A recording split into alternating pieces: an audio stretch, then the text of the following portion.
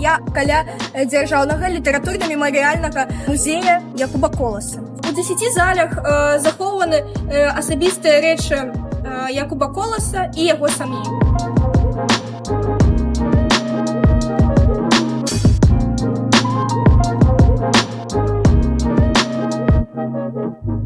На працоўным стале Якуба Коласа яшчэ ёсць прайгравальнік. Звычайна Якуб Колас слухаў беларускіх кампазітараў. Яшчэ адзін цікавы факт. Якуб Колас на апошніх гадах свайго жыцця яму было цяжка хадзіць. Але ён не пакупаў кій, як гэта было модна, а сам выразаў сабе.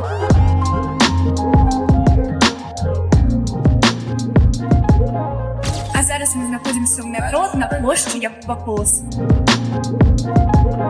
22 кастрычніка 1972 года на цэнтральнай плошчы Якуба Коласа былі збудаваныя яго статуі, а таксама і персанажы яго твораў. Вось Ганна і Сімон Музыка.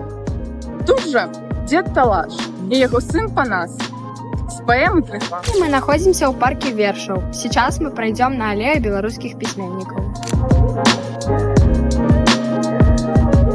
В данных располагается краткая биография писателей и популярные верши.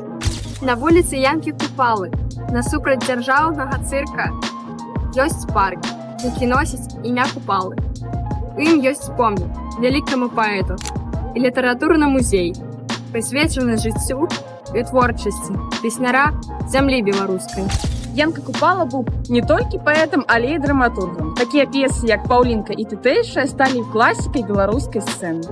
Падышлі да мемарыяльнай дашкі імя Владзіміра Караткевіча. Яна знаходзіцца па адрасе вуліца Карла Маркса, 36. У гэтым доме ён жыў і працаваў. Янка Маур – гэта пісьменнік, які падарыў беларускім дзецям прыгоды. Яго палескія рабінзоны чытаюцца і сёння, як захапляльныя гісторыі пра смеласць і сяброўства. А вось і дом-музей Петруся Броўкі. Ён не толькі пісаў паэзію, але і кіраваў інстытутам літаратуры Акадэміі навук. Броўка быў адным з арганізатараў літаратурнага жыцця ў пасляваенны час. Найбольш знакамітая яго паэзія «Беларусь моя сіняву». Беларуская літаратура жыве ў нашых вуліцах і ў нашай памяці. І пакуль мы памятаем сваіх пісьменнікаў, іх творы будуць дыхаць разам з намі. Да сустрэчы!